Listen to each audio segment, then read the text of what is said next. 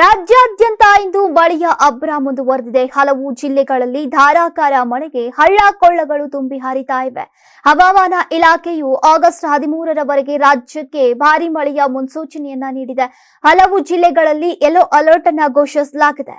ಮಳೆಯಿಂದಾಗಿ ದಕ್ಷಿಣ ಕನ್ನಡ, ಉಡುಪಿ, ಉತ್ತರ ಕನ್ನಡ, ಶಿವಮೊಗ್ಗ, ಹಾಸನ್, ಚಿಕ್ಕಮಗಳೂರು, ಚಿಕ್ಕಬಳ್ಳಾಪುರ, ದಾವಣಗೆರೆ, ಚಿತ್ರದುರ್ಗ, ತುಮಕೂರು, ಬಾಗಲಕೋಟೆ, ಕೊಪ್ಪಳ, ಗದಗ, ವಿಜಯಪುರ, ರಾಯಚೂರು ಹಾಗೂ ಬಳ್ಳಾರಿ ಜಿಲ್ಲೆಗಳಲ್ಲಿ ಧಾರಾಕಾರ ಮಳೆ ಬೀಳುವ ನಿರೀಕ್ಷೆ ಇದೆ.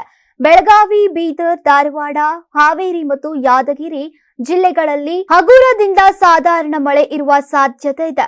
ಹಲವು ಪ್ರದೇಶಗಳಲ್ಲಿ ಮಳೆಯಿಂದಾಗಿ ಭಾರಿ ಅವಾಂತರವೂ ಎದುರಾಗಿದೆ.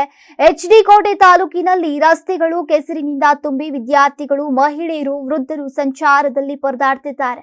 ಹೌಸಿಂಗ್ ಬೋರ್ಡ್, ಕೆಂಪಾಲಮ್ಮ ಬಡಾವಣೆ, ಹನುಮಂತ ನಗರ ರಸ್ತೆಗಳಲ್ಲೂ ಕೂಡ ಮಳೆ ನೀರು ನಿಂತಿದ್ದು ಸಮಸ್ಯೆ ಪರಿಹಾರಕ್ಕೆ ಸ್ಥಳೀಯರು ಹಲವು ಬಾರಿ ಮನವಿ ಮಾಡಿದ್ರೂ ಕೂಡ ಆಡಳಿತ ಸ್ಪಂದಿಸಿಲ್ಲ ಅಂತ ಆರೋಪಿಸಿದ್ದಾರೆ.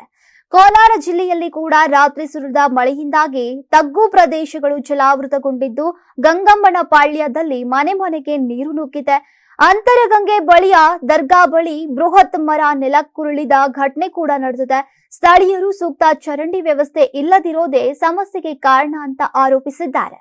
ರಾಜ್ಯಾದ್ಯಂತ ಮಳೆಯ ಈ ಆರ್ಭಟದಿಂದ ಸಂಚಾರ, ದೈನಂದಿನ ಜೀವನ ಅಸ್ತವ್ಯಸ್ತಗೊಂಡಿದೆ.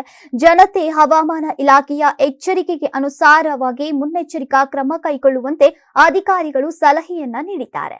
ಇನ್ನು ರಾಜ್ಯದಲ್ಲಿ ಆಶ್ಲೇಷ ಮಳೆ ಅಬ್ಬರ ಶುರುವಾಗಿದೆ.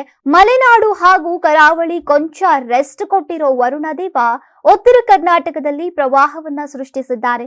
ರಾಜ್ಯದಲ್ಲಿ ಅಬ್ಬರಿಸುತ್ತಿರೋ ಆಶ್ಲೇಷ ಮಳೆ ಅಲ್ಲೋಲ ಕಲ್ಲೋಲವನ್ನೇ ಸೃಷ್ಟಿಸುತ್ತಿದೆ. ಕಳೆದ 2-3 ದಿನಗಳಿಂದ ಬಿಟ್ಟು ಬಿಡದೆ ಮಳೆಯಾಗ್ತಾ ಇದೆ. ಉತ್ತರದ ಜಿಲ್ಲೆಗಳಲ್ಲಂತೂ ನೆರೆ ಸೃಷ್ಟಿಯಾಗಿದೆ. ಇಷ್ಟು ದಿನ ಶಾಂತವಾಗಿದ್ದ ಹಳ್ಳ ಕೊಳ್ಳಗಳೆಲ್ಲ ಮತ್ತೆ ಹುಚ್ಚೆದ್ದು ಹರಿತಾ ಇದೆ. ಮಹಾಮಳೆಯ ಜೊತೆಗೆ ಸಾವು ನೋವುಗಳು ಹೊತ್ತು ತರ್ತಾ ಇದೆ. ಕೊಪ್ಪಳ, ಧಾರವಾಡ ಜಿಲ್ಲೆ ಜನರಂತೂ ಅಕ್ಷರಶಃ ಕಂಗಾಲಾಗಿ ಹೋಗಿದ್ದಾರೆ. ಕೊಪ್ಪಳ ಹಾಗೂ ಗದಗ ಜಿಲ್ಲೆಯಲ್ಲಿ ಸುರಿದ ಭಾರಿ ಮಳೆಗೆ ಹಿರೇಹಳ್ಳ ಜಲಾಶಯ ತುಂಬಿ ತುಳುಕ್ತಾ ಇದೆ. ಇದರ ಪರಿಣಾಮವಾಗಿ ಮುದ್ಲಾಪುರ ಬಳಿ ಇರುವಂತಹ ಹಿರೇಹಳ್ಳ ಜಲಾಶಯದಿಂದ ಅಪಾರ ನೀರು ಬಿಡುಗಡೆ ಮಾಡಲಾಗ್ತಾ ಇದೆ. ಭಾರಿ ಪ್ರಮಾಣದ ನೀರು ಹೊರ ಹೋಗ್ತಾ ಇರೋದ್ರಿಂದ ಯಾವ ಕ್ಷಣದಲ್ಲೂ ನೆರೆ ಆವರಿಸೋ ಆತಂಕ ಕಾಡಿದೆ. ನಾನು 86 ಕೆಜಿ ಇದ್ದವಳು 71 ಕೆಜಿ ಬಂದಿದ್ದೀನಿ. ವಯಸ್ಸಾದ್ಮೇಲೆ ಸ್ಮಾರ್ಟ್ ಆಗಿ ಕಾಣ್ತೀರಾ ಅಂದ್ರೆ ಜಿನ್ನಿ. 126 ಕೆಜಿ ವೇಟ್ ಇದ್ದು ನಾವು ಈಗ 114 ಕೆಜಿ ಲೆಕ್ಕ ಬಂದಿದ್ದೀವಿ. ಯಾವುದೇ ಸೈಡ್ ಎಫೆಕ್ಟ್ ಆಗಿಲ್ಲ. 84ರಿಂದ 50 ಕೆಜಿ ಬಂದೆ. ಆಮೇಲೆ ಸಣ್ಣಗೆ ಫಿಟ್ ಆಗಿದ್ದೀನಿ. ಅದಕ್ಕೆ ನಾನು ಯೂಸ್ ಮಾಡ್ತಾ ಇರೋದು ಜೀನಿ ಸ್ಲಿಮ್.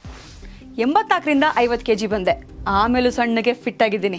ಅದಕ್ಕೆ ನಾನು ಯೂಸ್ ಮಾಡ್ತಾ ಇರೋದು ಜೀನಿ ಸ್ಲಿಮ್. ಸಣ್ಣ ಆಗಕ್ಕೆ ಜೀನಿ ಸ್ಲಿಮ್ ಯೂಸ್ ಮಾಡದೆ ಹೆಲ್ದಿನೂ ಅದೇ. ನೀವು ಸಣ್ಣ ಆಗ್ಬೇಕಾ, ಹೆಲ್ದಿ ಆಗ್ಬೇಕಾ? ಹಾಗಿದ್ರೆ ಜೀನಿ ಸ್ಲಿಮ್ ಯೂಸ್ ಮಾಡಿ. ಸಣ್ಣ ಆಗೋದಕ್ಕೆ ಯಾವುದೋ ಪ್ರಾಡಕ್ಟ್ ಹೇಳ್ತಾ ಇದ್ದಾಳೆ, ಏನಾದರೂ ಸೈಡ್ ಎಫೆಕ್ಟ್ಸ್ ಇದೆ ಅಂತ ಯೋಚನೆ ಮಾಡ್ತಾ ಇದ್ದೀರಾ? ಖಂಡಿತ ಇಲ್ಲ. ಯಾಕಂದ್ರೆ ಇದು ಕೆಮಿಕಲ್ ಫ್ರೀ. ಸಣ್ಣ ಆಗಬೇಕು ಅಂದ್ರೆ ಜೀನಿ ಸ್ಲಿಮ್ ಯೂಸ್ ಮಾಡಿ.